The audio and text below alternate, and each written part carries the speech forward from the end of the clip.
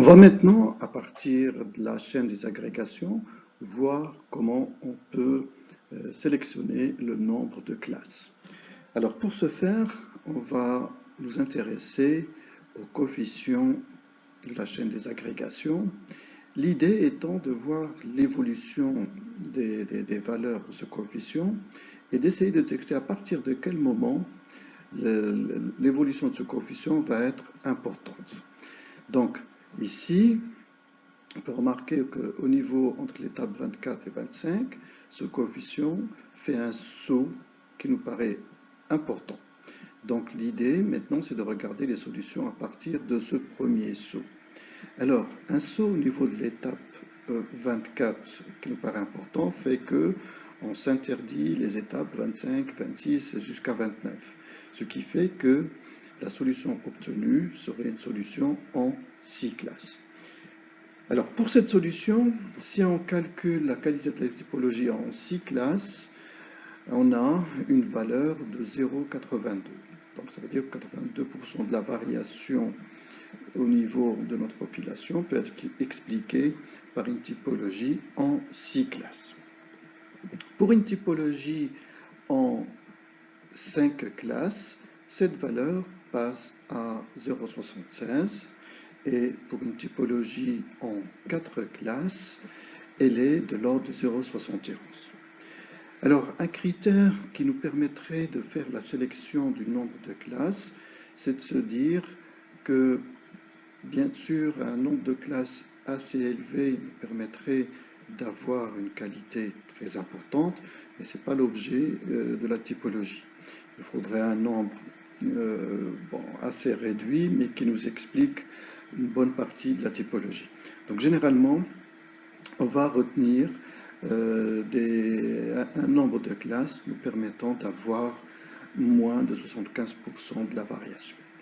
Ce qui correspondrait à une solution en 4 classes, donc à mettre en relief avec la proposition de l'ACP. Alors maintenant, on va, à travers l'arbre hiérarchique, visualiser ces solutions. Alors là, le premier saut, si on fait une coupe à ce niveau-là, c'est une coupe qui nous permettrait d'avoir 6 branches et donc correspondant à une solution en 6 classes.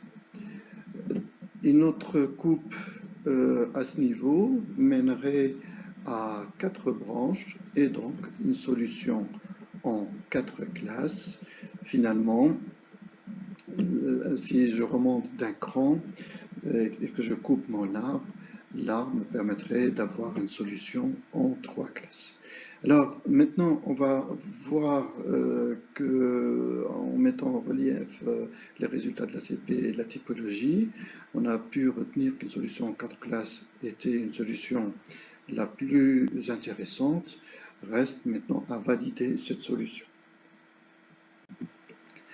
Alors, pour la validation des groupes, on a différentes techniques possibles. Premièrement, des méthodes différentes, s'ils aboutissent à des résultats semblables, c'est que ces groupes existent bel et bien. Deuxièmement, si le nombre d'observations est assez important, on peut aller vers la séparation de l'échantillon en 2 sous-échantillons de manière aléatoire. Et si les résultats obtenus sur les 2 échantillons sont similaires, c'est que la solution est valide. Enfin, on peut aussi chercher à avoir la distribution des groupes sur les variables de classification et vérifier que ces groupes-là ne se chevauchent pas. Pour valider nos groupes, on va utiliser la procédure suivante. Alors ici, on a calculé pour chaque groupe et selon les différentes variables, la moyenne obtenue.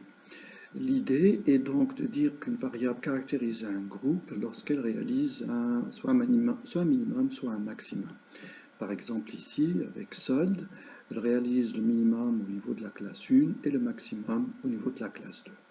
Et puis on procède de la même manière en retenant les maxima pour les différents groupes et selon nos différentes variables.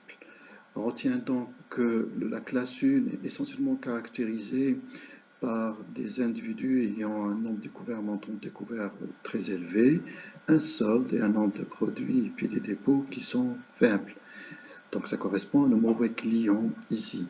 La classe 2 correspondrait aux bons clients passifs. La classe 3, ça serait les clients actifs. Et enfin, la nouvelle classe 4, qui elle est caractérisée par un montant découvert qui est faible, un montant d'emprunt faible et puis une variation de dépôt faible, les autres valeurs étant moyennes. On voit très bien ici que la classe 4 a un profil assez différent de la classe 1. Par conséquent, on retiendra une solution en 4 classes.